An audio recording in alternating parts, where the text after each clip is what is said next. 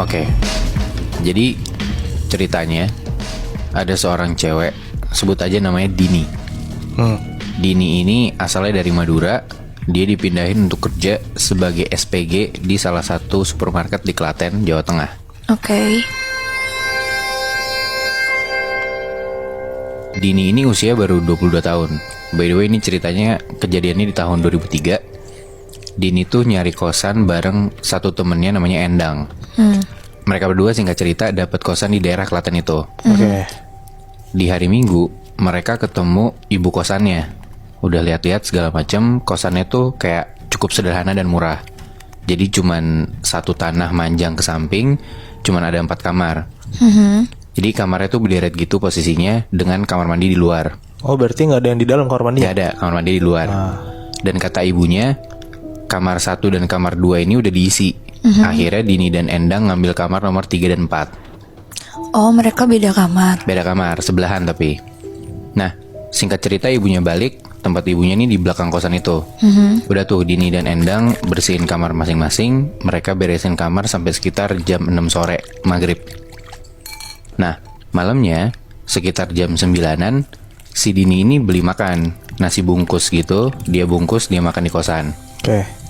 Pas si Dini ini mau nyuci sendok di kamar mandi, jadi tuh posisi kosannya tuh kayak berderet tadi yang gue bilang. Terus dari paling kanan itu kamar mandi, terus kamar 1, 2, 3, 4. Jadi kamar mandi itu deket kamar nomor 1. Oke. Jadi kalau Dini mau ke kamar mandi, dia ngelewatin kamar nomor 2 sama nomor 1. Oke. Nah, Dini nyuci sendok nih di dalam kamar mandi. Pas Dini udah selesai, dia keluar buka pintu kamar mandi. Dini kaget. Tiba-tiba di depan kamar nomor 1 itu ada cewek pakai mukena putih, ngehadap ke pintu kamar nomor 1, terus nengok ke arah Dini. Nah, di situ Dini mikir, oh ini mungkin mbak-mbak yang nempatin kamar nomor 1 nih.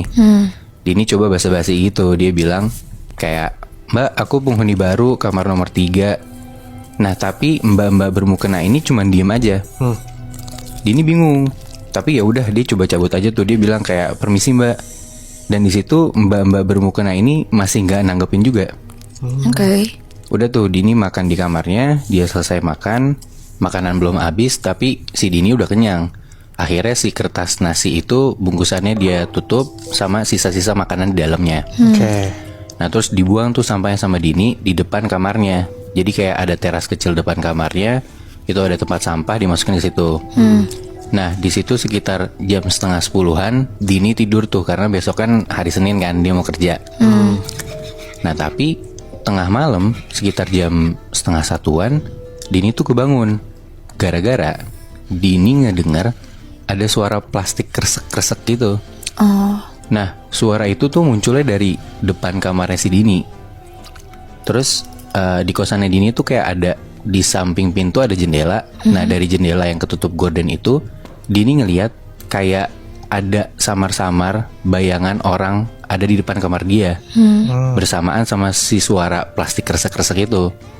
Si Dini nggak mau keluar, akhirnya dia selimutin kepalanya, dia coba tidur lagi. Pas paginya Dini bangun mau keluar kamar buat mandi, bener aja ternyata sampah sisa makanan di depan kamar dia itu berserakan. Oke. Nah pas Dini lagi ngeberesin, tiba-tiba ada suara cewek ngomong, Mbak mau saya bantuin? Pas Dini nengok, ternyata itu ada cewek yang sebelumnya nggak pernah dia lihat. Karena dia bukan ibu-ibu kosnya, pun bukan cewek yang tadi malam Dini lihat yang pakai mukena. Dini mikir, oh mungkin ini penghuni kamar nomor 2 nih. Nah di situ akhirnya mereka kenalan dan Dini tahu kalau nama si Mbak ini tuh namanya Mbak Rita. Mbak Rita. Oke. Nah di situ si Mbak Rita ini ngomong, kalau tinggal di sini buang sampahnya jangan malam-malam. Kalau ada sampah malam disimpan dulu aja di kamar, buangnya besok pagi. Karena? Nah si Dini tuh nggak tahu kenapa si Rita ngomong kayak gitu. Akhirnya ya udah si Dini bilang, oh iya Mbak. Ngomong-ngomong Mbak Rita ini penghuni kamar nomor 2 ya? Nah si Mbak Rita jawab, oh enggak, saya tinggal di kamar nomor 1. Kalau penghuni nomor 2 sih udah sebulan nggak kesini. Bilangnya sih lagi pulang ke Surabaya. Nah di sini tuh si Dini bingung karena kayak Mbak Rita bilang kan dia tinggal di kamar nomor 1. Sedangkan sementara beda nih mukanya Mbak Rita sama yang Dini lihat tadi malam, yang bermukena itu, yang di depan kamar nomor 1. Itu mukanya mereka berdua tuh beda. Akhirnya si Dini nanya lagi ke Mbak Rita, Mbak di sini tinggal sendiri atau berdua? Kata Mbak Rita, saya tinggal sendiri kok. Nah di situ tuh kayak Dini tuh makin bingung dan cuman bisa bengong doang gitu. Dan Dini tuh makin yakin mereka tuh dua orang yang berbeda. Kenapa? Karena kayak yang Dini lihat tadi malam kan bermukena, sedangkan si Mbak Rita ini itu dia pakai kalung salib. Udah pasti bukan orang yang sama dong. Iya. Nah di situ tuh kayak Dini tuh bengong mikirin kayak ini apa yang terjadi gitu kan. Terus tiba-tiba si Mbak Rita nyolek Dini. Dia bilang, pokoknya inget ya, jangan buang sampah kalau malam-malam. Udah tuh si Mbak Rita masuk ke kamarnya, Dini ngetok kamar Endang, mereka mandi siap-siap buat berangkat kerja. Oke. Malamnya sepulang mereka dari kerja, si Endang bilang ke Dini kalau dia tuh baru dapet hari pertama. Si Endang gak enak badan, dia mau tidur duluan. Ya udah tuh mereka akhirnya langsung masuk ke kamar masing-masing.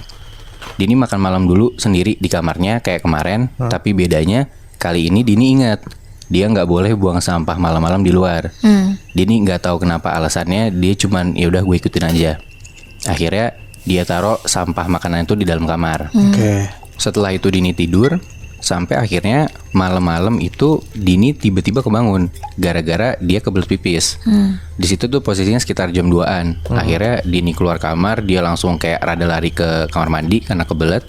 Udah dia pipis bentar, selesai dia pipis, begitu dia keluar dari kamar mandi, dari ujung lorong tuh Dini ngedenger kayak ada suara plastik lagi kresek-kresek gitu kayak kemarin. Terus dalam hati si Dini mikir, ini suara datang dari mana? Karena kan gue nggak buang sampah apa-apa, kan? Pas Dini nengok, dia ngeliat ternyata suara plastik itu tuh muncul dari tempat sampah depan kamarnya Endang. Oke. Yang mana di situ dia ngeliat di samping tong sampah itu ada cewek pakai mukena lagi jongkok ngacak-ngacak tempat sampahnya Endang pakai mulutnya. Di situ kayak Dini anjrit ini apaan gitu kan. Dia merem, dia coba baca-baca doa yang dia tahu. Begitu Dini melek, sosok itu udah hilang gitu aja tiba-tiba. Oke. Dini langsung lari, dia ngecek tong sampahnya si Endang. Ternyata tempat sampahnya si Endang tuh penuh dengan sampah plastik-plastik sisa makanan gitu. Dan ternyata ada bekas pembalutnya Endang yang udah kegeletak gitu aja. Aduh. Karena kan tadi Endang lagi dapet kan. Iya. Di situ Dini ngeh kalau dia tuh lupa ngasih tahu Endang nggak boleh buang sampah malam-malam. Karena kan Dini udah dikasih tahu kan sama Mbak Rita, tapi dia lupa ngasih tahu Endang. Udah tuh akhirnya Dini beresin tempat sampahnya Endang. Terus Dini mau balik lagi tuh ke kamarnya. Tapi tiba-tiba pas Dini mau masuk ke kamarnya, Dini dengar ada suara dari dalam kamarnya Endang kayak gini, kayak kayak orang kehabisan suara gitu, tau gak lo? Di situ tuh Dini tahu suaranya emang dari dalam kamarnya Endang. Dan Dini ngerasa kayak ada sesuatu yang aneh nih. Akhirnya di jam 2 pagi itu Dini tuh ngetok kamarnya Endang, tapi Endang gak nyaut-nyaut. Pintunya juga kekunci, dicoba buka gak bisa. Sementara suara yang tadi gue bilang yang kayak orang kehabisan suara itu tuh tetap ada suaranya. Tapi Endang dipanggil-panggil gak nyaut. Dini mau ngecek ke dalam ada apa, tapi karena pintunya kekunci tadi gue bilang, dan karena jendela itu ketutup gorden, Dini tuh akhirnya ngecek dengan ngintip lewat ventilasi di atas jendela. Kan kalau di kos-kosan tuh ada di atas jendela ada ventilasi gitu kan. Manjat gitu berarti. Iya, dia rada manjat gitu. Nah, lewat lubang ventilasi itu, si Dini tuh ngeliat kalau Endang ini lagi tiduran telentang. Mulutnya mangap ngeluarin suara yang tadi kayak kayak gitu. Tapi di atas Endang itu ada cewek pakai mukena putih. Dia nindihin Endang sambil cewek ini tuh mukanya persis di depan mukanya Endang. Terus karena mungkin si sosok cewek ini sadar lagi diintipin sama Dini, si sosok ini ngelihat ke arah Dini, dan di situ mukanya berdarah-darah. Dan seketika si sosok ini loncat ngerangkak ke arah Dini sampai hampir ngeraih ventilasinya. Di situ Dini langsung bener-bener teriak histeris minta tolong. Langsung Barita keluar dari kamar, disusul ibu kos yang tinggal di belakang kosan itu. Karena ngedenger si Dini teriak. si ibu kos langsung ngambil kunci serep dan pas pintu kamarnya Endang dibuka, sosok cewek bermukena ini tiba-tiba hilang gitu aja. Tapi di situ Endang masih kayak megap-megap kayak masih kayak gitu. Anjir. Terus Mbak Rita coba ngedeketin Endang, dia duduk samping Endang, dia copot kalung salibnya dan dia taruh di atas dadanya Endang. Di situ Endang langsung teriak-teriak ngejerit kenceng banget. Dan di situ si Dini ngelihat kalau Mbak Rita ini kayak ngebaca-baca suatu doa-doa gitu. Tapi Dini nggak ngerti doanya apa. Dan Endang gak lama dari situ tuh tiba-tiba lemes dan pingsan gitu aja. Oke. Setelah kejadian itu Mbak Rita ceritalah kalau Endang ini digangguin sama penunggu kosan yang ada di situ. Yang mana wujudnya adalah perempuan yang pakai mukena dan sering gentayangan di kosan itu. Si sosok ini punya kebiasaan buat ngorek-ngorek tempat sampah. Makanya nggak boleh lo buang sampah malam-malam di depan kosan lo, karena pasti akan diacak-acak sama si penunggu ini. Oke. Dan di situ Mbak Rita bilang kalau Endang ini digangguinnya lebih parah karena Endang lagi dapet dan ngebuang bekas pembalutnya itu di luar. Dan penunggu ini nggak suka sama hal itu. Dini bilang ya dia minta maaf karena dia lupa ngasih tahu si Endang buat gak buang sampah di luar kamar malam-malam. Anjir. Menurut gua apes banget sih si Endang.